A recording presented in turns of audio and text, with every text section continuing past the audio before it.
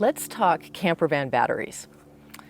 I have found that over the 12 years of living off-grid and combination of off-grid and on-grid in campervans, yurts, sheds, all of it, power is one of the biggest factors in living comfortably off-grid or on the road. Having enough power, having it be safe, are the batteries going to be safe? Is it something that we can afford? And will it last long enough? Will the components actually last long enough so we don't have to go through the whole buying process all over again? Well, if you can relate to any of that, then you are in the right place. This is a great video for you because I'm going to share with you an option, spoiler alert, that is a solution. I run two power-hungry electrical devices, an induction burner and a refrigerator. These are items that I lived without for years and realized I really didn't need to be doing that anymore. And I could actually relax and not have to carry around clunky propane bottles and not have to worry how much propane do I have left or butane, and also think about how to dispose of them safely and all of that. And I could switch over to electric. So I did that, then realized, oh my gosh, the refrigerator is running out of power because I'm using it all for my cooking, right? So that wasn't the complete solution. So then I had to decide, well, how am I going to power the refrigerator? But that's a big decision because power stations cost a lot of money. And if you actually do a cost comparison in terms of watt hours, power station versus standalone battery of the quality of this battery that I'm going to show you, it's kind of scary. It was a real wake-up call. The difference that I found is that a standalone battery of this quality is about 17 cents a watt hour. Whereas for the same number of watt hours, a portable power station of similar quality would be, drumroll please, 70 cents a watt hour. So 17 versus 70. Phew, boom, mic drop, right? So like, oh my goodness, I need to take the leap. So this video is all about us diving into the world of standalone battery with the goal, for me, in terms of sizing the battery, I sized the battery so that I would have 3 to 5 days where I could be in the shade. Oh my gosh, not worry about solar panels recharging the battery. This LiTime standalone battery was sent by LiTime, so full disclosure here. It was the first time a battery company contacted me that's actually of high quality. So I said yes this time and was willing to do the learning curve because the payoff is just huge. So LiTime sent this battery for me to review for you. There is a discount, there's a promo code, it's down below in the description and I'll pop it up on the screen. So go to that, check it out, see what you think of all their products. LiTime has been around for, I'll put it up on the screen how many years, and they're worldwide. They are the #1 supplier of these batteries. So they're highly reputable. They're very good quality. Their features are great. So let's take a look at this battery. There's going to be a manual, right, of course, and a quick guide because these batteries are way beyond lead acid, AGM, gel. This is a LiFePO4 battery. And the LiFePO4 batteries are the safest, the longest life. You can get the most charge cycles out of them. You can discharge them 100%. What that means, you can fully use all the capacity, all the watt hours, and still have thousands of charge cycles left, which is different than other batteries. Now, that's something to be aware of, is that the portable power stations, a lot of them have lithium-ion batteries instead of LiFePO4 batteries. That's in the fine print. We want LiFePO4, and that's what this is. You get more charging life out of it and just safer, longer lasting, better made. So let's take a look at this battery. This is a 3,000 watt hour battery. Pretty cool. 3,000 watt hours. Now in a portable power station, we'd be looking at something about this big, right? This big. So much larger than this battery. And that's another advantage, the size. These weigh less than lead acid.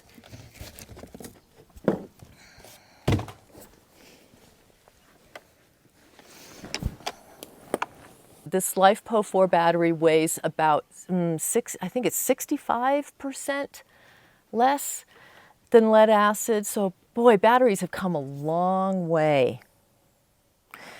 I like to think of these kind of as computers with really large batteries because there are so many features built in. You can actually connect to this battery, this LiTime LiFePO 4 battery with your phone, with Android, iPhone, all of it.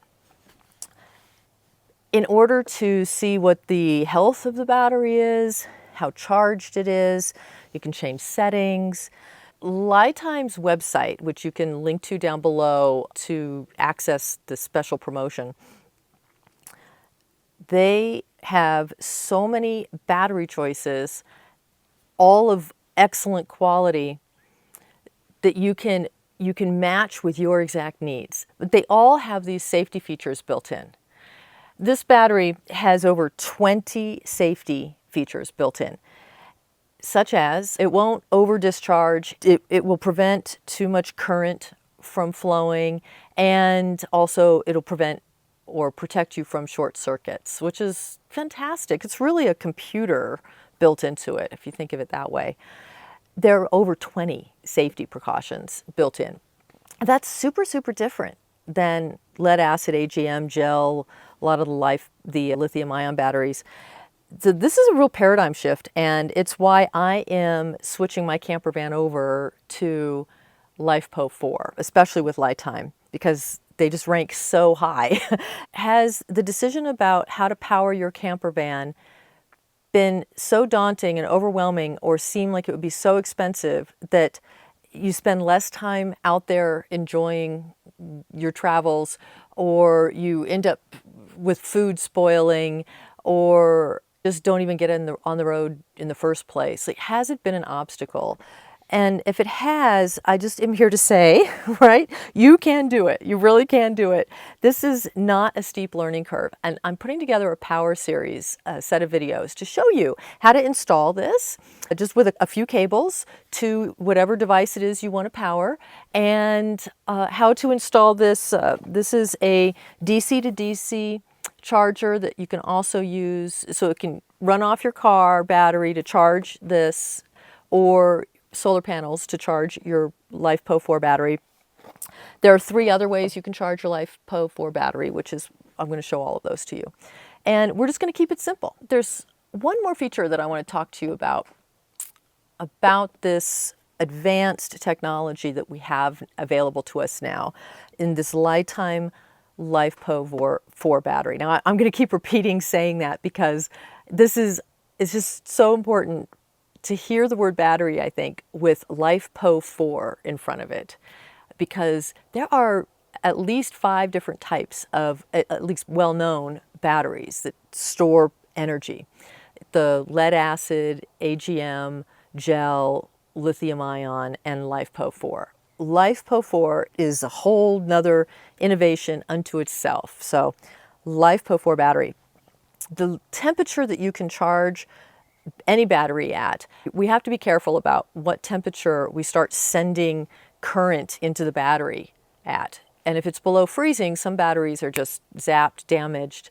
But when they have built-in features that will not allow the battery to charge when it's below a certain temperature, then you have just saved your investment, as well as your food, or giving yourself the ability to use a CPAP machine, or whatever it is that is important to you to live your best life on the road. You've just prevented destruction of your battery, right? Because these LiFePO 4 batteries with LiTime have built-in temperature protection? What do you know is going to just help you really relax on the road that might take some power? It could be a CPAP machine. It could be a medicine that needs to be refrigerated. It could be any number of things. And it could be a TV. How many watt hours do you need? This is 12.8 volts by 230 amp hours. This is the simplest thing in the world to figure out how many watt hours that is. All you do is multiply 12.8 by 230. That's it. Don't worry about the V or the AH.